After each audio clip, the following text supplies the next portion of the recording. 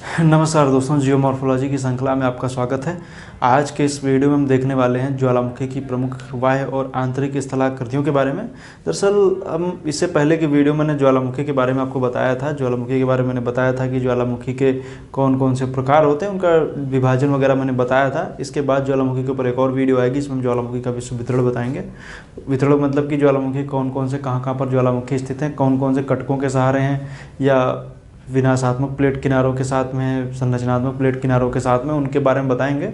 और फिर वहीं से क्या होगा, ये टॉपिक ख़त्म हो जाएगा ज्वालामुखी का। ज्वालामुखी के बाद हम शुरू करेंगे भूकंप। बस जल्द से कुछ ही दिनों में ये जियोमॉर्फोलॉजी का चैप्टर जो है, या जियोमॉर्फोलॉजी की जो श्रृंखला है, समाप्त होगी। फिर हम क्लाइमेटोलॉजी और ओशिनोग्राफी की तरफ आएंगे।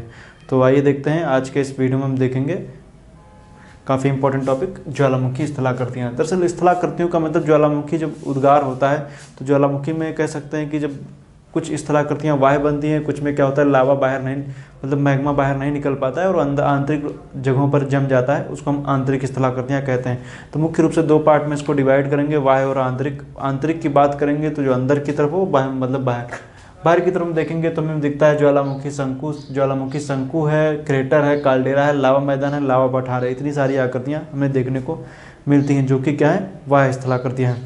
अब ज्वालामुखी शंकु का मतलब, जैसे जब ज्वालामुखी का जब उद्गार होता है तो क्या होता है, शंकु का निर्माण होता है ना, तो उसको हम लोग ज्वालामुखी शंकु कहते हैं। इसे कई प्रकार के होते हैं, परपोषित शंकु, और हम देखेंगे सिंडर शंकु, और बहुत सारे और भी कई प्रकार, लेकिन वो उतने इंपॉर्टेंट है नहीं, इसलिए हम उनको बताने हैं। नहीं तो भी कम से कम 8 से 10 प्रकार के तो सिर्फ शंकु पाए जाते हैं, मतलब कौन है। जैसे एक है सिंडर शंकु की बात करेंगे तो ये कह सकते हैं इसकी ढलान जो काफ़ी मंद हमें देखने को मिलती है, और जो ये इस तरीके के जो शंकु हैं, वो कह सकते हैं इनका जो कोण होता है वो 30 से 45 डिग्री के बीच में हमें ये एंगल इनका हमें देखने को मिलता है। और दूसरी बात, जब राख मिट्टी वगैरह निकलती है तो काफ़ी लंबी दूरी तक ये फैल जाती है, इस वजह से इनकी ऊंचाई बहुत ज़्यादा हमें देखने को नहीं मिलती, इन्हें बोलते हैं सिंडर शंकु। अब इनमें से एक आता है परपोषित शंकु। अगर जो मुख्य शंकु मतलब कि जो मेन ज्वालामुखी है, उसके से अगर जो किसी साइड से एक और ज्वालामुखी का उद्गार होने लगे, जो मेन ज्वालामुखी से निकला हुआ अंदर के अंदर जो ज्वालामुखी ग्रीवा आपको दिख रही है, इससे निकला हुआ एक और कहीं पे एक और अगर जो शंकु निकल जाए, मतलब मेन शंकु से एक और शंकु दिख जाए, तो उसको परपोषित शंकु या पैरासाइट कोन बोलते हैं। तो इसको बोलते हैं पैरासाइट कोन, मतलब मेन जो ग्रीवा दिख रही है, इससे साइड से एक और निकला है, तो उसको परपोषित शंकु बोलते हैं। तो पैरासाइट कोन बोल रहे हैं, ऊपर की है सिंडर शंकु है। तो दोनों आप याद रख सकते हैं। बाकी हम देखेंगे क्रेटर है। ज्वालामुखी का ऊपर का हिस्सा क्या होता है, वो क्रेटर कहलाता है, जहाँ से लावा निकलता है उसको क्रेटर बोलते हैं। और क्रेटर में अगर जब पानी वगैरह भर जाए तो क्या होता है, उसका धसाव हो जाता है, तो उससे क्या होता है, वो बड़ा हो जाता है, तो उसको हम लोग बोलते हैं काल्डेरा। हालांकि इसके ऊपर वैज्ञानिकों के अलग अलग तर्क हैं। इसमें हम देखेंगे तो मुख्य रूप से दो बातें कही जाती हैं। एक तो जो मैंने बताया, अगर जो ज्वालामुखी का उद्गार बंद हो जाए, क्रेटर में पानी भर जाए, तो उससे निर्मित झील क्रेटर झील कहलाती है। और अगर जो किसी भी कारणवश उसका जब पानी भर जाएगा तो उसका कह सकते हैं भार ज़्यादा हो जाएगा, वो नीचे की तरफ जाएगा तो धस जाएगा, तो क्रेटर का बड़ा रूप काल्डेरा कहलाता है। दूसरा तर्क वैज्ञानिक बताते हैं कि जैसा जब इसमें से लावा ऊपर निकलता है, लावा ऊपर निकलने की वजह से क्या होता है, लावा फिर इसमें जब नीचे गिरता है तो गिरने के बाद में उसका धसाव हो जाता है, तो उसको क्रेटर बोल देते हैं। तो या कहें कि मान लीजिए यहाँ पर ज्वालामुखी डॉट की वजह से अगर जो यहाँ पर अगर जो जैसे मान लीजिए ज्वालामुखी निकल रहा है, ज्वालामुखी से अगर जो किसी तरीके से ज्वालामुखी की क्रिया अवरुद्ध हो जाती है, तो ज्वालामुखी की क्रिया जब अवरुद्ध हो जाएगी तो यहाँ से मान लीजिए, तो इसको बोलते हैं ज्वालामुखी डॉट बोल देते हैं। तो जब क्रिया अवरुद्ध हो जाएगी, तो क्रिया जब अवरुद्ध हो जाएगी तो होगा क्या, ज्वालामुखी का विस्फोट काफ़ी तेज़ी से होगा। काफ़ी तेज होने की वजह से इसके ऊपर की लेयर पूरी उखड़ करके अलग हो जाएगी, और वो जो क्रेटर है बड़ा रूप बन जाएगा, उसको बोल देंगे काल्डेरा। तो इसको याद, क्रेटर का बड़ा रूप ही काल्डेरा कहलाता है, याद रखिएगा। नेक्स्ट लावा मैदान। जब दरारी उद्भेदन के जरिए जब ज्वालामुखी होता है, तो उसमें क्या होता है कि दरार के जरिए ज्वालामुखी निकलता है, तो उसमें होता ये कि लावा दोनों सतहों पर काफ़ी धीरे तरीके से दोनों तरफ फैल जाता है, तो उससे जो लावा का मैदान कह सकते हैं, लावा के पठार का निर्माण होता है। जैसे ब्राज़ील का पठार या भारत का, दक्षिण भारत का मैदान पठार जो आप देख रहे हैं, वो भाई कोलंबिया का पठार, ब्राज़ील का पठार, ये सब इसी के उदाहरण हैं। तो ये लावा पठार है, लावा मैदान उसके उदाहरण हैं, तो उसको याद रखिए। ये सब बाह्य स्थलाकृतियाँ। अब इसमें से एक आती है हॉगबैक क्वेस्टा। ये हम, हालांकि ये इसकी मेन आकृतियाँ नहीं है, लेकिन फिर भी हम बता दे रहे हैं हॉगबैक।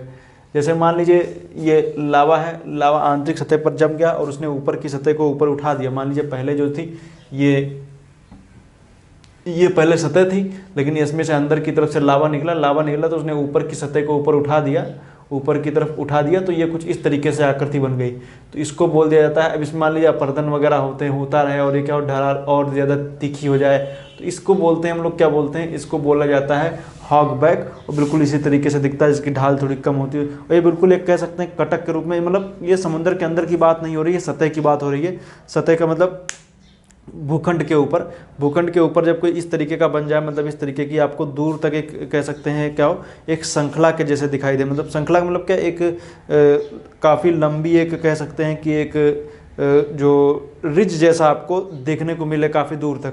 तो क्योंकि क्या है, उसके नीचे क्या है, लावा जम गया है। लावा जमने की वजह से क्या है, ये ऊपर का हिस्सा आपको इस तरह दिखता है, उसको हम लोग बोल देते हैं हॉगबैक। हालांकि ये हम लोग देखेंगे तो संरचनात्मक भू आकृति का पार्ट है, तो इसमें हम देखेंगे इसको बोलते हैं हॉगबैक। इसी तरीके ढाल जब थोड़ी मंद हो जाए तो क्वेस्टा वगैरह बोलते हैं, ये सब उसमें हम लोग देखेंगे, तो उसको क्वेस्टा बोलते हैं। तो इसमें भी कह सकते हैं, हालांकि ये है किसकी वजह से, ये है ज्वालामुखी की वजह से, जब अंदर की तरफ ज्वालामुखी जम जाता है। तो हॉगबैक और क्वेस्टा अब याद रख सकते हैं। बाकी आप आइए देखते हैं और आगे आंतरिक स्थलाकृतियों की बात करेंगे। तो आंतरिक स्थलाकृतियाँ मतलब जो अंदर की तरफ बने, लावा बाहर ना निकल पाए, अंदर ही जम जाए, तो उसमें जो हम देखेंगे तो हमें देखने को मिलता है batholith, laccolith, lopolith, phacolith, dyke, sill, ये सब हमें देखने को मिलते हैं। तो सिल, डाइक, लेपोलिथ, फैकोलिथ, डाइक, ये क्या है, ये देखते हैं इनके बारे में, ये क्या है। अब जब हम देखेंगे तो हमें देखने को मिलेगा, जैसे ये ज्वालामुखी का एक आंतरिक स्थलाकृति है, तो इसमें जब देखेंगे तो हमें देखने को मिलेगा, अगर ज्वालामुखी बाहर निकल आता है तो उससे जो मैंने अभी आकृतियाँ बताई वो सब बाहर की तरफ बनती हैं, और अगर जो अंदर की तरफ लावा जम जाता है तो उसमें से हम देखेंगे कौन कौन सी आकृतियाँ बनती हैं। अगर जब हम देखेंगे तो जैसे हमें देखने को मिलेगा laccolith, laccolith, lopolith, phacolith, sill, dyke, stock, इतने सारे हैं। सबसे बड़ा की बात करेंगे तो सबसे बड़ा जो है वो बैथोलिथ है। बैथोलिथ क्या है, सबसे बड़ा है, तो याद रखिएगा बैथोलिथ सबसे बड़ा कह सकते हैं एक तरीके से। तो वो पूरे का पूरा जो है वो सबसे बड़ी स्थलाकृति एक तरीके से कह सकते हैं ज्वालामुखी में, नीचे का हिस्सा जो पूरा है वो बैथोलिथ कहलाता है। अब इसमें से जो हम देखेंगे तो लेकोलिथ, लेकोलिथ को एक तरीके से कह सकते हैं ये लेंस के जैसे आपको दिखेगा, गुंबदाकार आकृति में आपको दिखेगा, इसको हम लोग बोलते हैं लेकोलिथ। लेपोलिथ तस्तरी नुमा आकृति होती है, इसको हम लोग बोलते हैं लेपोलिथ। ये तस्तरी की जैसा दिखता है, इसको बोलते हैं लेपोलिथ। ये है फेकोलिथ, मतलब जब लावा लहरदार, मतलब लहर के जैसे क्या हो, जैसे सांप चलता है उस तरीके से लहरदार, अगर जो सांप का मतलब क्या, मतलब इस तरीके से लहर के जैसे, तो उसको याद रखिए, उसको बोलते हैं फेकोलिथ। फेंक मतलब रस्सी फेंक दीजिए ना, उसी तरीके से इस तरीके से हो जाएगी, तो उसी को फेकोलिथ कह सकते हैं। सिल का मतलब ये होता है कि जो सिलवट्टा नहीं देखें जिसपे से मसाले वगैरह पीसे जाते हैं, चटनी लोग बांटते हैं, तो उसी तरीके से सिल होता है। सिल क्या होता है, सिलवट्टे से आप समझ लीजिए कि सिल मतलब कि जो क्षैतिज, मतलब कि जो धरातल के क्षैतिज रूप से लावा जम जाए तो उसको हम लोग बोलते हैं, मतलब धरातल के समानांतर, तो उसको बोलते हैं सिल। ये वाला हिस्सा है सिल।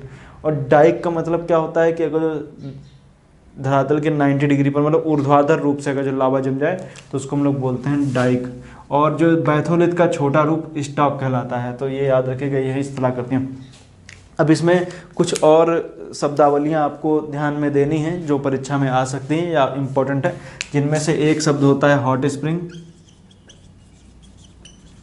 हॉट स्प्रिंग मतलब जो हॉट स्प्रिंग एक तरीके से कह सकते हैं, जो कह सकते हैं जो गर्म जल के सोते होते हैं, उनके बारे में आप याद रख सकते हैं। दूसरा होता है धुआंरे, धुआंरे वगैरह जो होते हैं उनके बारे में आप याद रख सकते हैं। तो ये इस तरीके से प्रश्न आ जाते हैं।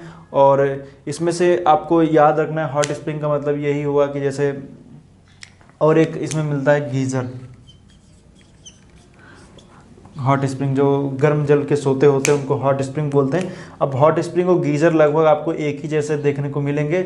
हॉट स्प्रिंग मतलब कि अगर जो कहीं सी दरार से मान लीजिए लावा, मतलब कि गर्म जल अगर जो नीचे पानी के प्रवेश कर जाता है तो जो पानी क्या होता है गर्म हो जाता है, और वो कह सकते हैं जो उबल करके पानी बाहर आने लगता है, तो उसको हम लोग बोलते हैं हॉट स्प्रिंग। और ये होता है गीज़र।